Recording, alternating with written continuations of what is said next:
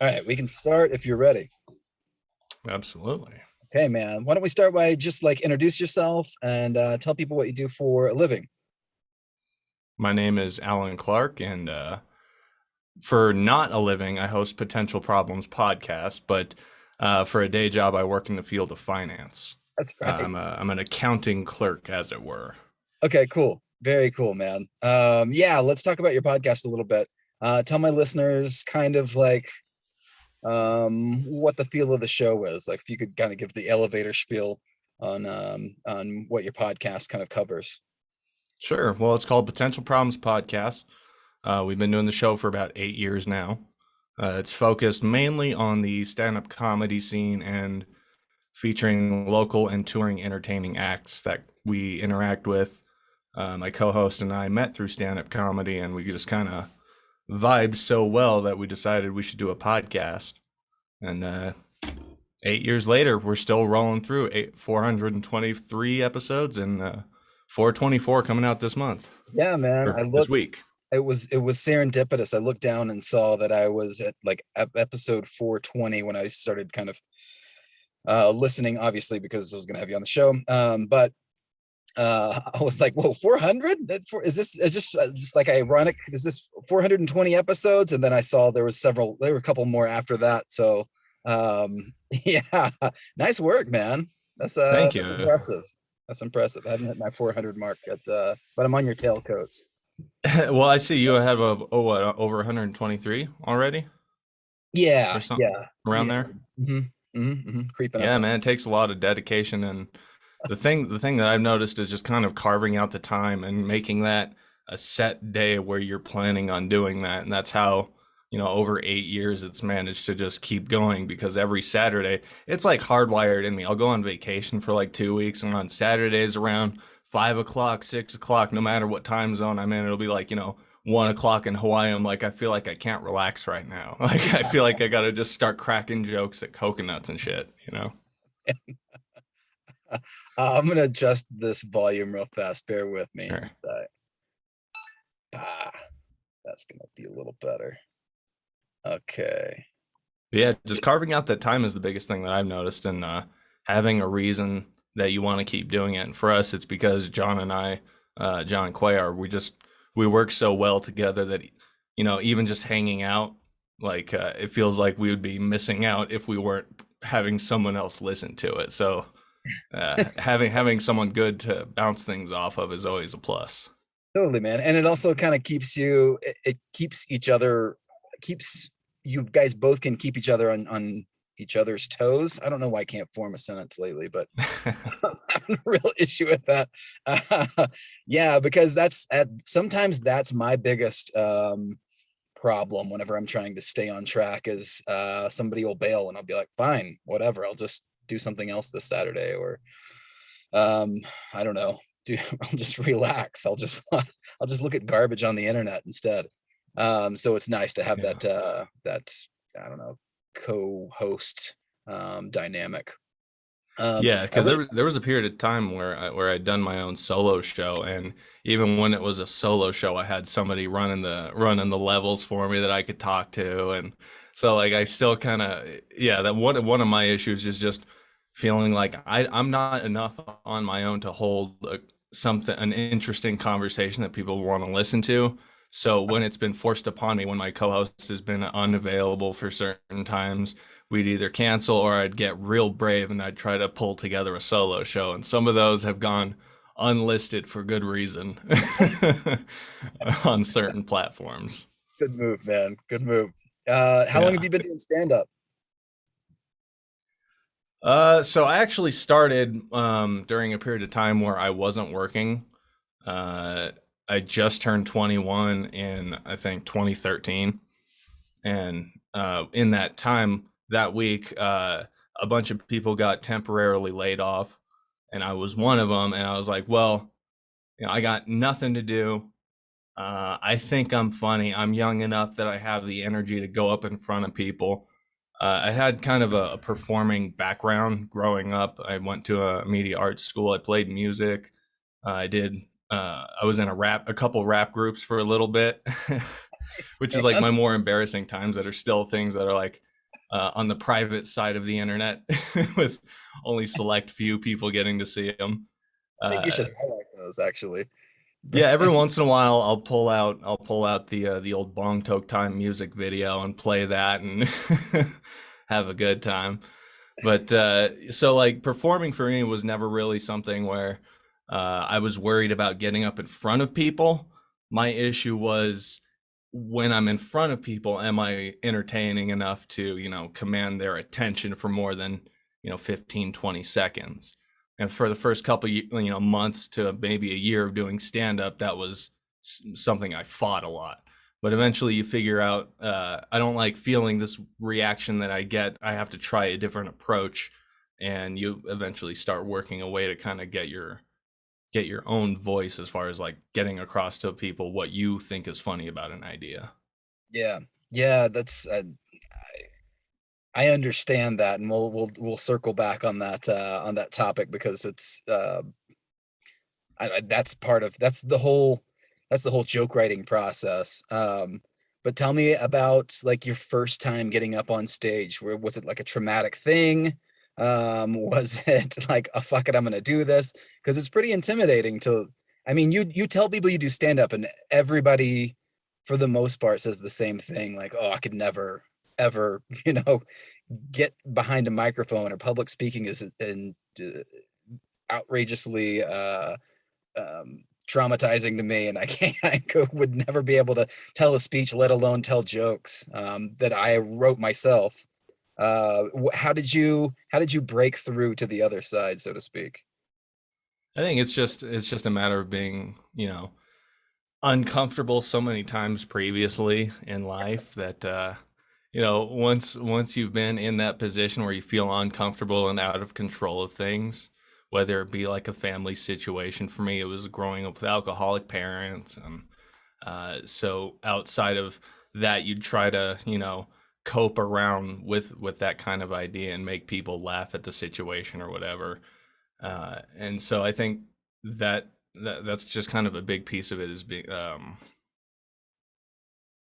just finding the thing.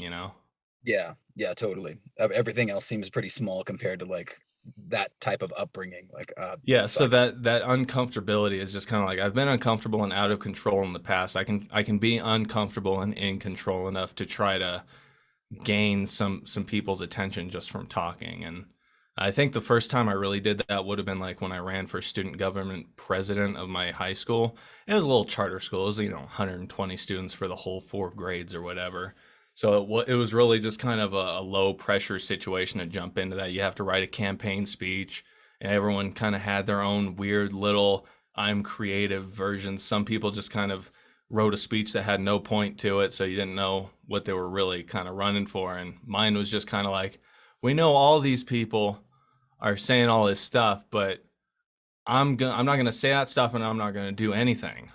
And that was my whole thing. I think once I became student, but I lost that election, and because my speech did nothing, it influenced nobody. Because how are you I'm gonna make an impression saying you're not gonna make an impression? Yeah, yeah. I will do nothing. Yeah, Elect me and nothing will happen. That's great, man. I could yeah, actually, and I would vote for you. well, I appreciate that.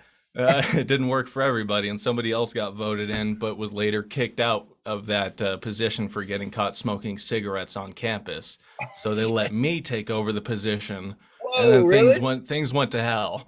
Things fell apart fast. One of our meetings we conducted, I held an intervention for one of the other students who was addicted to the Facebook game Mouse Hunt. Yeah, Like he'd stay up until like 5 in the morning every 15 minutes sounding the hunter's horn, because it was that drip feeding game technology where it wanted you back every few minutes, so it would give you a reason to come back. And yeah. so once I started holding interventions during the student government meetings, it was over.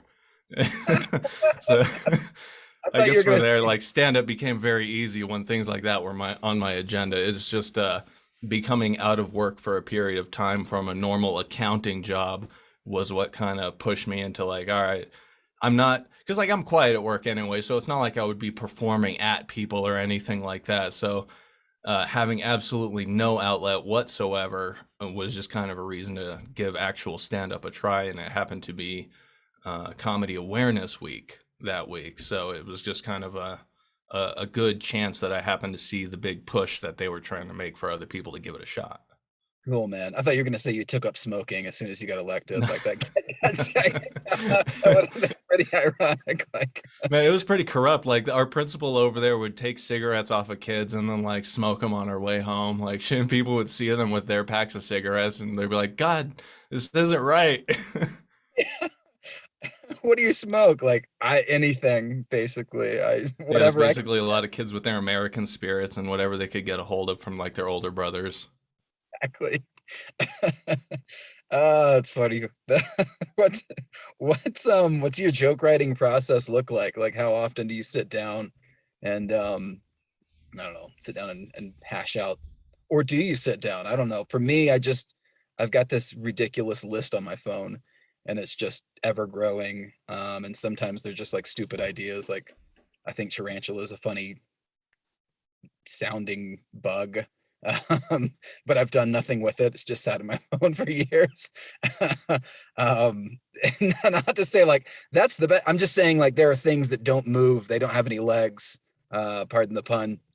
Um, Just an idea that you decide you want to write about. yeah, yeah. Or like I need more there. It's tarantula is not funny by itself. I need something else there. Do you have a process like where you sit down? And there was a point in time where I would sit down very diligently and write, but I found it to be more lucrative if I let it become organic, like just pop up randomly in my head of like I don't know. Yeah, There are I think a lot of that is like people follow that journey. Like if you just kind of let the thoughts come out as they would, and I think people resonate with that because when you're presenting that in front of them, they're also just kind of stumbling on this idea. So versus like sitting there and deciding to write about a certain subject, at least in my perspective, I'm one of these comedians that hasn't really started back up since COVID. But when I would write, my process became such that it was like I tend to just kind of throw out things when I'm not as like secondary thoughts to something like while driving or something like that, bouncing ideas off of my wife or something like that, and then I'll just like put it down in my phone notes real quick, and it'll usually be like some wordplay type stuff, so it gives me a little bit of room to find the pun, make the pun, take the two ideas, and kind of wedge something in there that will either make someone groan or you just want to come up with something and then try to find a way to weave all these different things together. yeah, So like with a lot of my wordplay jokes, you kind of try to find a theme within them. And there for a while, my theme became like entrepreneurial ideas because I grew up in a family where they had a salsa business growing up when I was growing up. So I was always in this factory where they would be like packaging other people's salsa and cooking things up and bottling things. So a big part of my upbringing was just, parents trying to make money off of different ideas and such. So I incorporate that into my stand up by, coming up with ridiculous business ideas based off of wordplay. And then you try to find a narrative to weave them together to kind of pull people one way and another. And just, by the end of the 10 minutes, it's just like, okay, I feel good with that. yeah. I feel like some people at least followed it along. And then do you kind of like squeeze that a little bit? Like it was sort of funny this way, but it could have been funnier. So maybe next time I'll I don't know, like shave this portion off and add more on this other side. That seems to be the best process for me. Like when I'll go up to Mike's, I'll just have raw material. And if I can stick with that and kind of work out some kinks here and there by the I don't know, fourth or fifth time, it's just like butter. Like it's it's amazing. I seem really funny like the fifth time I've done that. But if you see me the first couple of times, people are like, maybe stick to podcasting or something, man. Uh, do you feel that that's the same with you? Yeah, for sure. I think part of it is also managing the experience you had in your head, where at the time you have all these different ideas going through. You're talking at the people, you're trying to analyze their responses. So like making sure you record your stuff and look at it as basically as soon as I would sometimes check it out in like the Del Taco drive-through, Yeah. just look back at sets I just did. What did I think worked? What didn't work? How many miles has that cop been following me for? Yeah. Things you think after an open mic where you probably shouldn't have had that many drinks. Yeah. Uh, yeah. But yeah, just recording it, analyzing it, and then just trying to see what you can change about it on a day-to-day basis. So being consistent with trying things out and going to mics consistently, I think, is a big part too. Because I've noticed, because so when I started, that it was just like a period of a couple weeks where I wasn't working, so I kind of got it. I went to the mic with a couple friends. It worked out pretty good. I had just enough time to go to another mic or two before my job kicked back in, and so I noticed that any time where I would be without work for a little bit, I would go to more mics and accelerate, you know, so much further in the joke writing or delivery. And so I just find, yeah, being consistent. So call me stalled right now since COVID, but I'll get to a point where it feels more comfortable. Yeah, man. I uh I I too, when I first started doing open mics, I wasn't working at the time, so it allowed me, like, I was just there every chance that they could. If they had open mic, I was there. Like, I was just there working out material until it started feeling pretty good. Yeah. And I don't know. I don't know if you've got the time for it. I think anybody could probably be pretty good. I don't know. I say that, but I've been friends. I have comic friends that I'm like, oh, you'll get it, man. You're close. Like you're really close. And then I And feel it's like fun to watch people along those journeys too. Kind of totally, because you're man. rooting for them, you give them little ideas here and there, things that everyone. I mean, that's what I find is also really helpful is just being interacting with as many different comedians as you can, Yeah, man. That get that is a everyone's perspective. totally that is a cool thing to see. Like somebody evolve. Like holy shit, this guy's hilarious now. Like he started out kind of like shaky and had like reading notes on his phone, and now like he's just command like he's just going like he's just controlling the room. That's pretty awesome. I wanted to talk a little Now, bit about sorry, go ahead. oh yeah, I was just gonna ask. I don't know exactly what your day-to-day work situation is, but do you have coworkers that know that you're a comedian and they try to ask you to do things at meetings or at huddles or whatever the case may be? I've had a couple of those, and it's just so uncomfortable. And I was early enough in it where I didn't know better to say no. Yeah. So you just end up doing some. You get on the spot and you're like, oh, okay, I'll start doing. Oh, I can't do that. Can't do that. Can't do that. Can't do that because you don't want to get fired. You don't want your colleagues to look poorly on you, so you just rip some other big comedian's material, and they're like, they're definitely gonna remember this. Yeah. Yeah, my luckily people know me most for like just podcasting, and when they find out that I do stand up they're like, "Oh shit, okay." Yeah, So a lot of times it's like, "Here's a microphone. Like Adam, you say the announcement." And I'm pretty comfortable with that. So lot less pressure than like, "Here's a microphone, be funny, say some jokes." So luckily I kind of, I don't know, fly under the radar in that regard. Do you get into accounting? Did you get into accounting? A friend of mine, let me just back that up real fast. A friend of mine said that he got into accounting because of the hours. They were fucking awesome. Like I'll work 15 to 25 hours a week and then I just hike the rest of the time. I was like, okay, that sounds, because I wanted to like shake him, like, what? This seems like a nightmare to me. And he's like, no, you don't understand. Every job I've ever had, I've hated. This one, I just have to work 15 to 25 hours. Would you feel that? Would you say that that's accurate, or are yeah, you a I kind think so. I think so. Finding a job where the I don't know, everything is, managing what you want to get out of something versus the reality of the situation that you're presented and knowing kind of what your options are within that. So for me, it was I had a series of very bad jobs. I was essentially being raised in a family business that fell apart. So I was being raised for essentially jumping into something that would no longer be there when it came time that I was ready.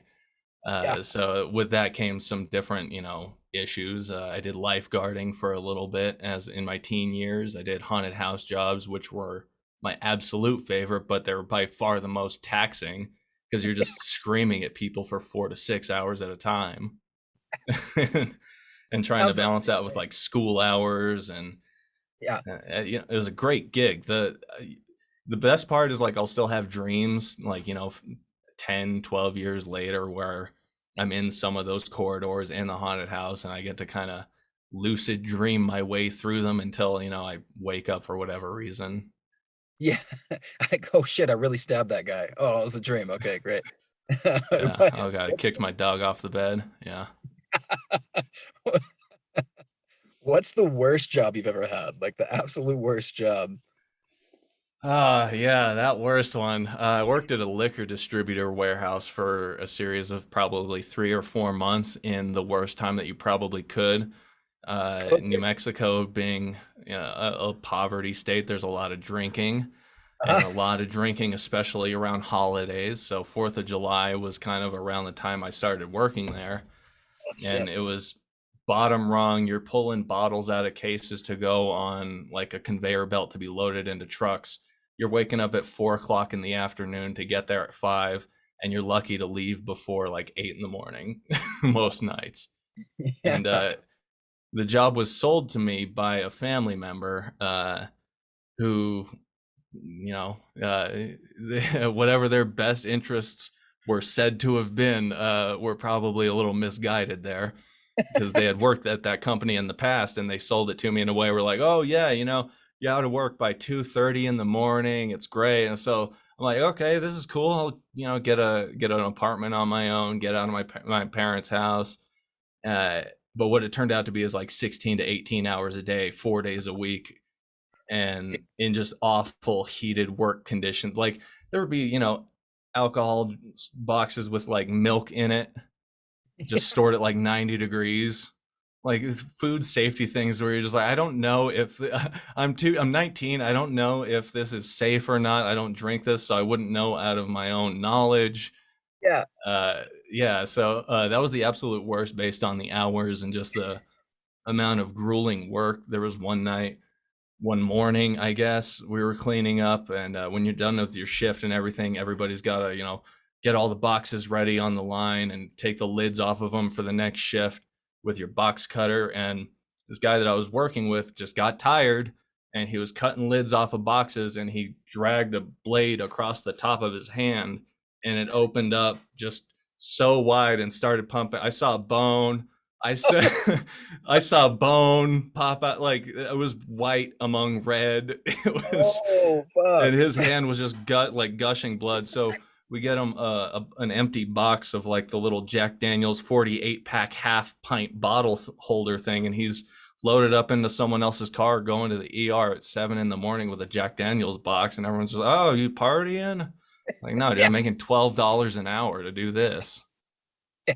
I'm the most sober person around liquor, believe it or not.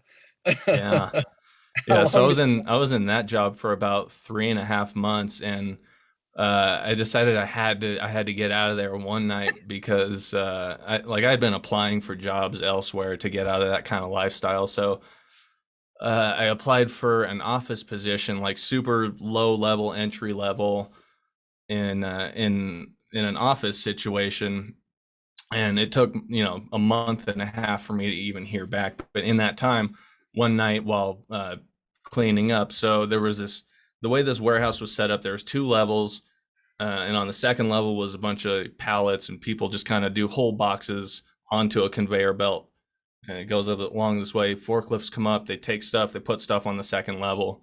And I was cleaning up, and I was moving a pallet of empty pallets to the edge of this kind of workspace so it could be taken away by a forklift. And I felt something catch as I was pushing this stack to the end. And so I just, in my tiredness, I kept pushing instead of realizing that there shouldn't be something making it stop. So I just kept pushing, and I hear this gigantic crash, and it was a whole pallet of 1.75 liter Canadian Mist whiskey bottles fell from the second floor onto the first floor, just Luckily, like they're a all couple black. seconds after somebody had walked past that very point. So I almost killed somebody that night on the job. And the management's concern was that I broke more than $80 worth of product. Wow. I'm mostly amazed that Canadian Mist was in a glass bottle as opposed to It was plastic. plastic. It was plastic. Oh, It was just shit. the force from being up that high and dropping down broke like 7 or 8 bottles. Oh shit.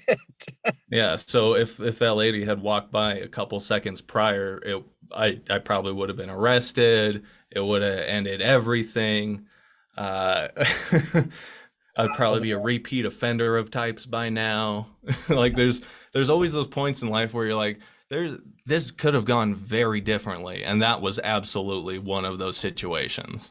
Yeah, man. So Holy luckily I got out of there within like the next few weeks. And once I told the people I was working with that I'm getting an office job, they're like, "What, you?" Because I'm 19, I'm the new guy. Everyone just talks shit about me.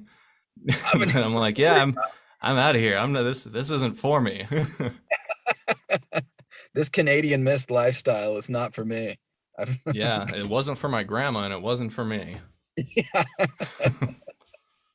um, stand up can be kind of grueling also, like it can take a toll on relationships. Has that ever gotten in the way of like a personal relationship of yours?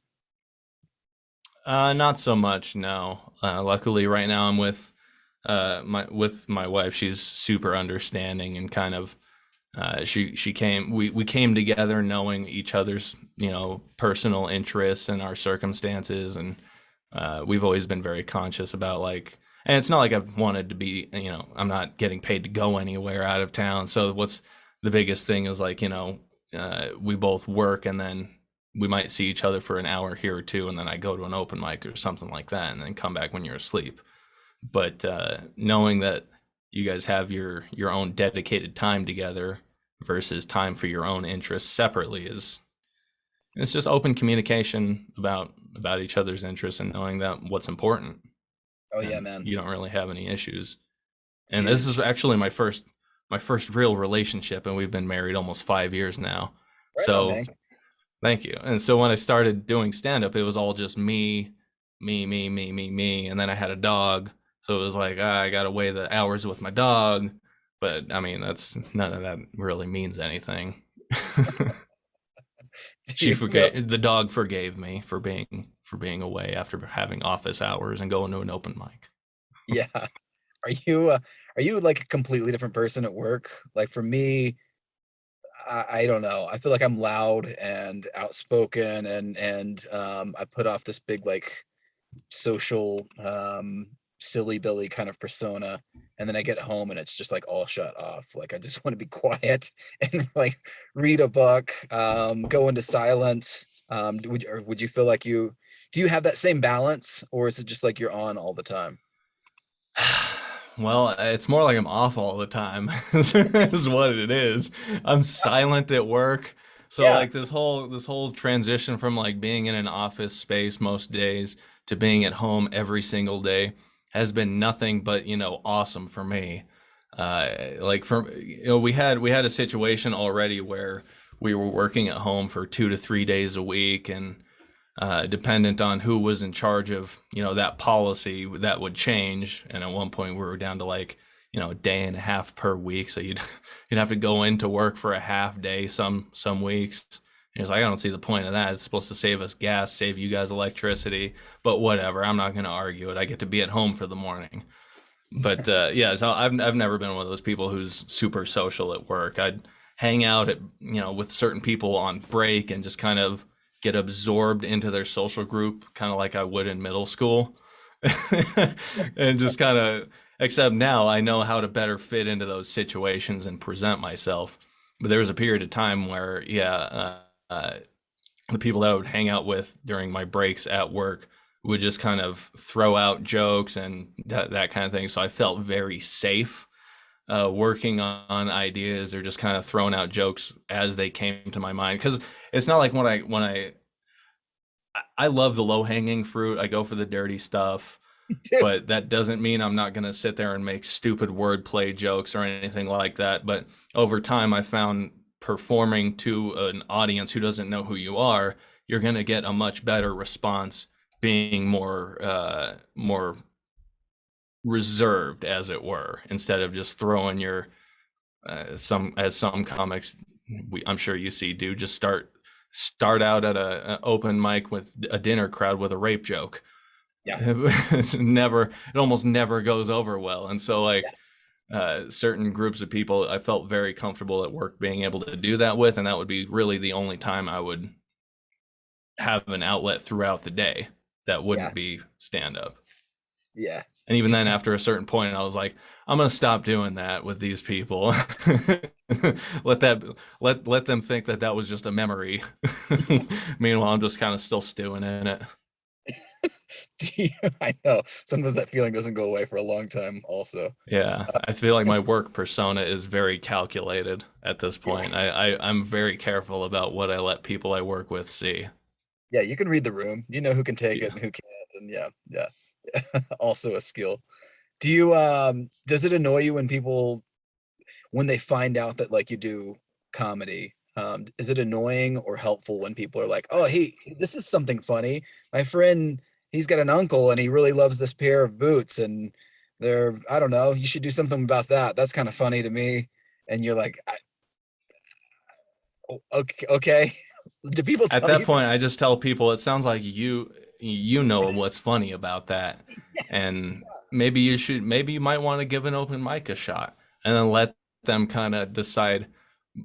Let them sit with the realization of, if you want to just start telling comedians what they should joke about, maybe just give them a little pit of shame to realize what it might feel like to go up there with an idea that you're not sure about.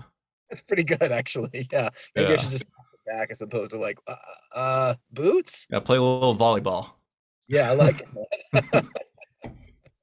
I like it. When's the hardest time that you've ever laughed? And it doesn't have to be like the hardest time, but like a memorable time where um, you know, I don't know, maybe couldn't catch your breath or had a funny situation. Uh, I mean, I get those things sometimes, and something you see replays in your head, and I know a super early, you know, piece of that would be like a friend sneezing in a hallway to an exaggerated extent where he hits his head on the wall. But like Yeah, over time, like way removed from that situation, you remember it and start laughing uncontrollably, and you have to tell yourself to stop. But yeah. putting the parameters on it only makes you laugh more. Um, but I think the hardest I've ever laughed at, like at a comedy show or anything like that, would just be when someone really wasn't having the best set, but were so committed Uh-huh. that it didn't matter what response they were getting. They were just plowing ahead as it was. And in this case, it was somebody doing like a song off of a little boom box they brought in. So they put the set mic, the show mic to the side, and started doing music into their boombox with a separate mic, and it was I don't know, it was just so uncomfortable for so many people, but I was like front row and center laughing my ass off. Yeah. So I'm sure, it was probably like, why is he laughing so hard at that but nobody else is? I'm right next to the performer. But, but sometimes you just can't help it. Like you find funny what you find funny. There's this guy. God, man, dislodged something in my memory. There's this guy, the most recent mic that I did, and he has kind of like a shoulder strap with a stuffed animal in it, and he goes up and he does um his set. You keep waiting for this stuffed animal to like come into like, is it gonna be a puppet? Is he gonna Is he going and to he address it at all?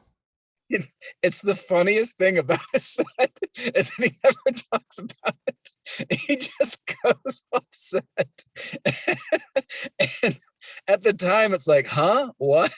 But right now, I'm realizing that's really fucking funny, actually. I'm thinking about that the most out of anything that he said. So kudos to that guy. So yeah, that resonated with me. Just that weird thing that you're just supposed to accept as normal, but it's just not being talked about, but it's front and center. Yeah, it's like bringing a ventriloquist dummy up, and having like a COVID mask on. Like, I totally couldn't see that guy's mouth moving. Yeah. Um, that's pretty funny.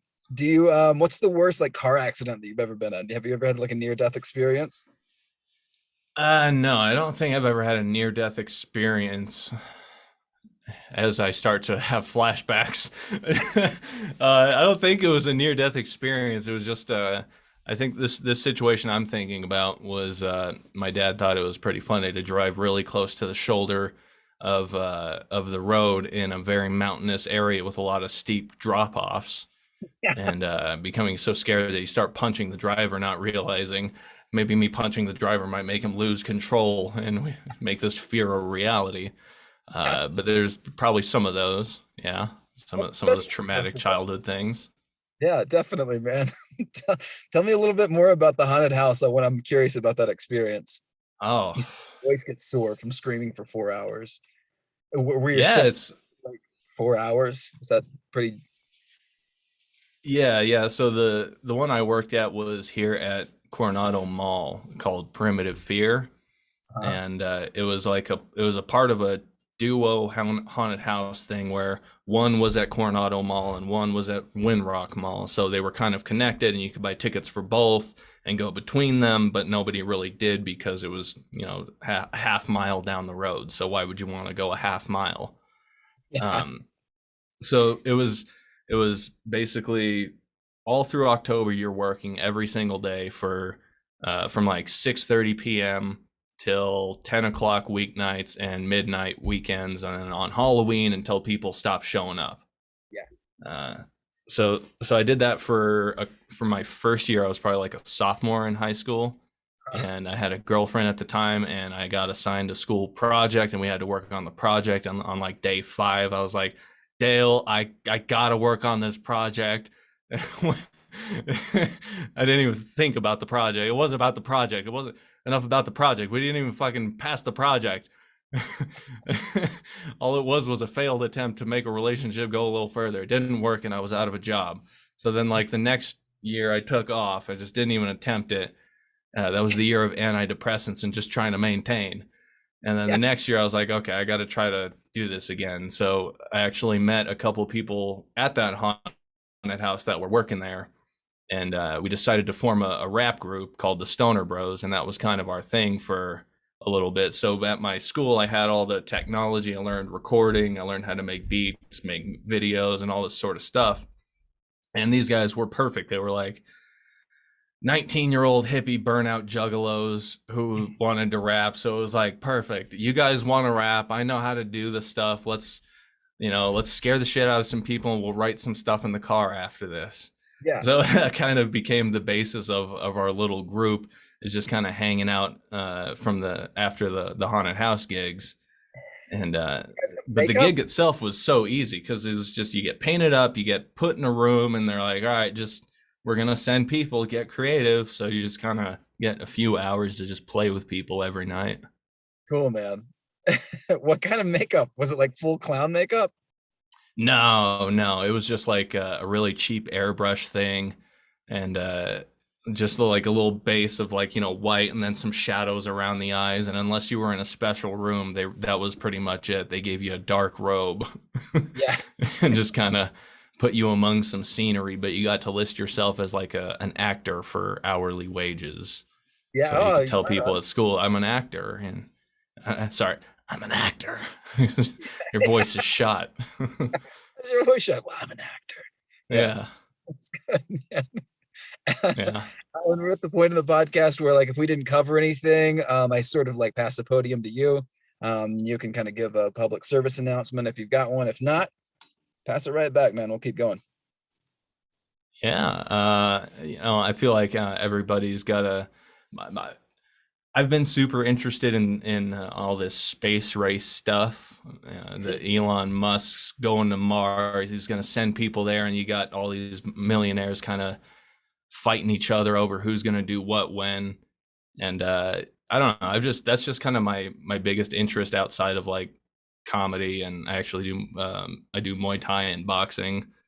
Cool, man. And so like I try to live a very balanced perspective on things, try to do as many different things as you can. You got the day job where things are very tame, gives you opportunities to just kind of do a variety of different things. So in a lot of my downtime, I just like looking at those updates of the Starship, finding out, it's gonna be 200 people going up, and what's the layout of the thing gonna be, and hearing all the sort of backroom uh, lawsuits between Jeff Bezos and trying to stop NASA from using Elon Musk's technology. I, Yeah. is this something where you would ever consider, like, you get a tweet, hey, we're trying to get podcasters out to space. Would you take the ticket? And Yeah. what would Whenever be like what would be one of the qualifiers of who you'd go with, like Musk versus Bezos? Like, which one would you go with for what reason? And why wouldn't you? It's a good question, man. I definitely would leave this earth. Stephen Hawking said before that we're all doomed if we don't get off this earth. And that's I've also got like a just like a personal conspiracy that I think Bezos, which I feel like we should call him Jeff Spaceos now. Um Oh shit. yeah, one. Um is the most recent story I heard is he is within 10 years he's trying to kind of make like this space meeting place for like other billionaires, so it's kind of like a space a Private space space station. yeah, yeah, but you can do like activities there. I don't know this I just very recent news stories that I don't have all like the nuts and bolts to it, but I I think that the billionaires are like, I'll see you guys later. Enjoy the COVID and the dying planet and the overpopulation and the whatever. So in my head, I'm like, yeah, fucking if they need a podcaster, shoot me up there. Seems like they probably have some inside info that I don't. And everybody's going to space, including Shatner, which I think was just like a novelty thing. I don't know. I don't know. I've got a couple of thoughts That on was that, but absolutely a novelty. They wanted to show people, look, we can send a 91-year-old fat man into space. We can send you too, with a guarantee of, like, come on. The biggest threat with Shatner going to space was that touchdown. They're going 16 miles an hour, even with those parachutes. So, yeah. like, you're hitting the ground not exactly softly. So if you can, work on the technology to cushion that fall, so a 91-year-old doesn't have like a bulging disc a couple weeks later, I think you're pretty safe. Yeah, yeah, totally, man. I wrote a bunch of jokes about Shatner going into space. I won't bore you with them though. One Um, thing I did is, after Shatner's mystical flight up the past the Kármán line, as I took a couple videos and kind of spliced them together. I took yeah, an interview that Shatner did with Vanity Fair where he was reviewing actors doing impressions of him. So they'd play a clip and he'd analyze the impression that somebody did of him. So I got that clip, isolated all the meat of William Shatner saying stuff without the clips talking over it or anything like that. Took little pieces of it and then threw the fucking the launch into the mix and started making like he was talking crap about Jeff Bezos and just making a fool out of the whole situation. I posted one on TikTok, and a couple of days ago, it started getting like it just started spreading way more than any of my other videos, and then people started saying I was spreading misinformation because shit. I put a caption of it was like William Shatner calls BS on his Amazon clone. So just with that, you see him talking in a little speech bubble next to the space flight video where he's like, and I have this clip saying, hey, I don't talk like that. I talk like this.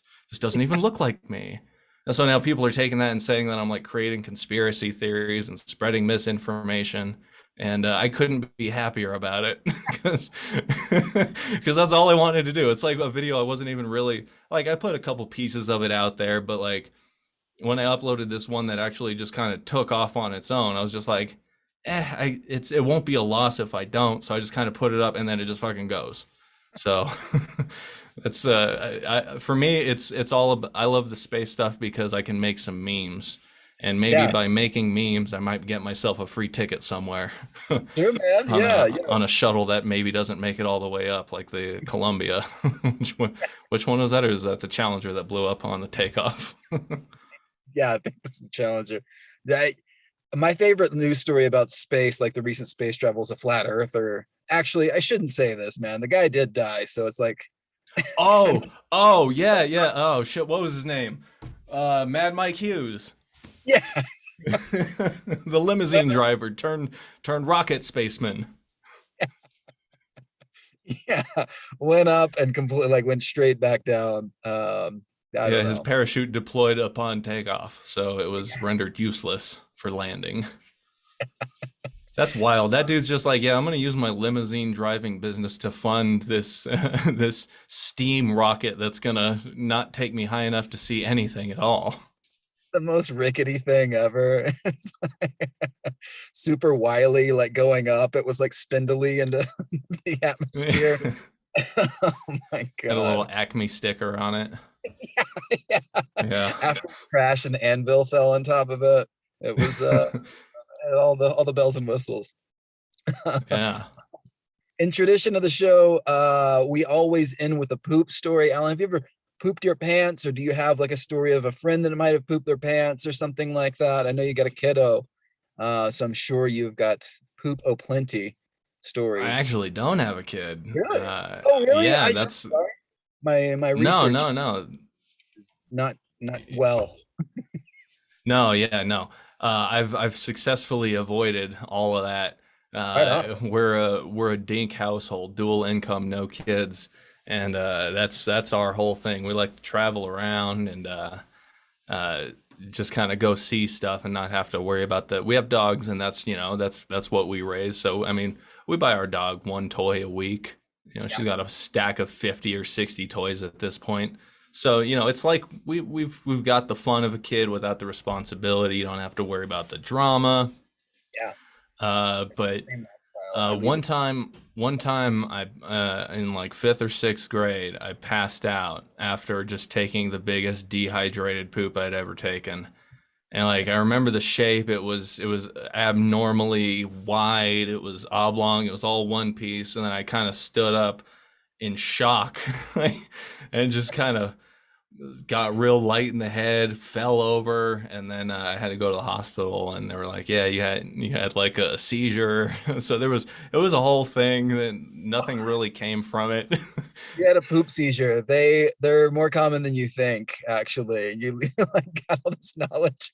Oh, and by the way, you broke a pipe and just past the toilet with your super dehydrated turd.